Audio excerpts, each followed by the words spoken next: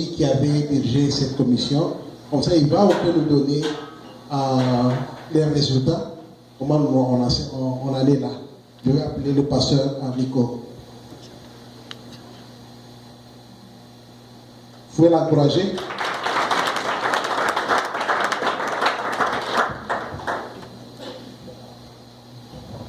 Bonsoir à tous. Voilà, je vais faire comme Christ avait fait, il a résumé, il dit comment résumer. Ok? Je vais commencer par la conclusion, c'est-à-dire l'impression que j'ai eue. On a fait les élections le 22 décembre, l'année passée, mais un jour après, les gens, donc quand Papa Philippe était en train de filmer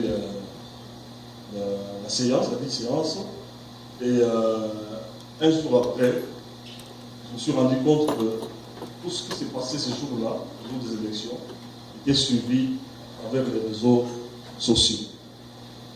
Alors ça c'est pratiquement, je dis la conclusion, c'est-à-dire une proposition. C'est-à-dire dans les prochaines élections, si aussi on peut voir comment élire sur place et puis à travers les réseaux sociaux aussi. Donc ça serait une bonne chose. Je ne sais pas si vous m'avez compris. Parce que je me suis rendu compte qu'il y avait trop de gens qui ont suivi cette séance.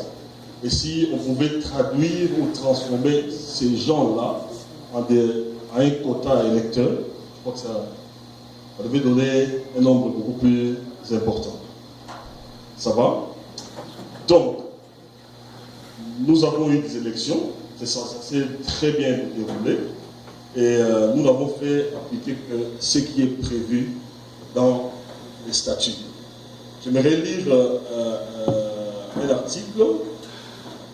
On dit que les élections devront être organisées par les comités de nomination et les résultats devront être approuvés par l'Assemblée générale. Chaque comité exécutif est élu pour un mandat de 2 ans renouvelable. Donc, comme le nouveau comité n'a que 2 ans, après 2 ans, il y aura certainement des élections. Comme je disais, tout s'est bien passé. En tout cas, tout s'est bien passé parce que nous avons été coachés, nous avons été aussi encouragés par ceux qui pilotent ces comités. Et je n'étais pas seul, j'étais avec Papa Pierre Touloumba et puis avec Maman Angèle Chabot. On a fait le travail ensemble. Alors, quant au poste, on ne devait pas avoir 10 postes ou 20 postes. Dans les statuts, il est prévu 4 postes. Donc, la présidence, la vice-présidence et les secrétariats, puis les trésoriers. Les élections se sont bien déroulées, comme je disais. Il y a eu une forte présence des messieurs et des dames, moi-même des jeunes.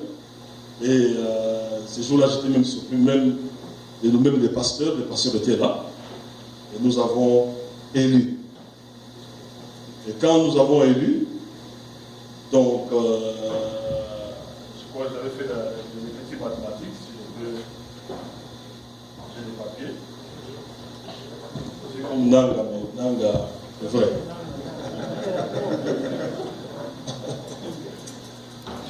Ok. Le PV est là. Donc, à la présidence, nous avons eu un seul candidat. Et à la vice-présidence de même. Et au secrétariat, un seul candidat. Et puis, une candidate. Et puis, le trésorier, aussi un seul candidat. Et comme le disait le président, l'ancien président, c'est-à-dire si tout le monde pouvait être là, et que quand il y a eu un comité de nomination, et que nous sommes passés même dans les réseaux, on a lancé les communiqués à travers les réseaux sociaux pour qu'il y ait élection, pour mobiliser les gens, si tout le monde pouvait être là, non seulement ça, mais si tout le monde, si celui-là qui se sentait, comme disait le président, habile ou compétent de pouvoir servir, de pouvoir venir, de pouvoir se présenter comme candidat, je crois qu'on aurait eu deux opposants ou 3 opposants à chaque poste. Bon, finish, le président que nous avons élu, Papa John Chapola,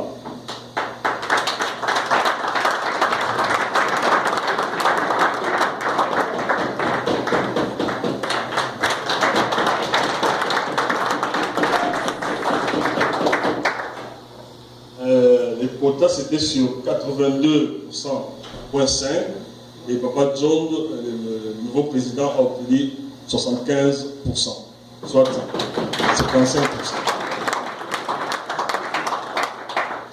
Et la vice-présidence, nous avons eu Papa Kage Fulgence, lui a fait 70% sur 82%. Au secrétariat, il y a notre maman Bibiche qui a fait 72,5%.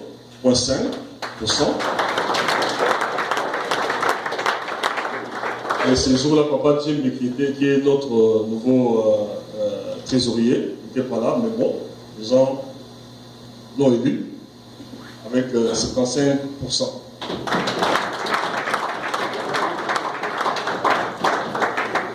Voilà, je termine mon petit résumé en disant à tout le monde que moi aussi, j'étais à distance, je voyais cette communauté de loin, et j'ai été aussi abordé. Je vois par un couple, il y a un couple de docteur Pachébri, maman Marie, qui m'ont abordé, qui m'ont parlé de la communauté. Je crois que pour renchérir le fait que Papa Moussa dit, moi j'ai toujours dit que l'église, il y a aussi un autre aspect de l'église, l'église en dehors de l'église. Je ne sais pas si tu vas comprendre, mais c'est très simple. C'est-à-dire dans le cadre évangélique, l'église quitte l'intérieur ou l'extérieur.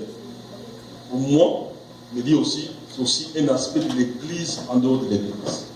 C'est-à-dire, nous sommes à l'église à l'intérieur, mais la communauté aussi, c'est une église en dehors de l'église. Et nous pouvons jouer et à l'intérieur et à l'extérieur. Nous ne péchons pas. Jésus-Christ est allé en dehors, il a attrapé la femme samaritaine. La femme samaritaine est devenue messagère de la bonne nouvelle. Donc, que Dieu vous bénisse. Merci la CENI. Nous avons commencé en retard, mais la bonne nouvelle est que c'est comme si nous nous sommes rattrapés.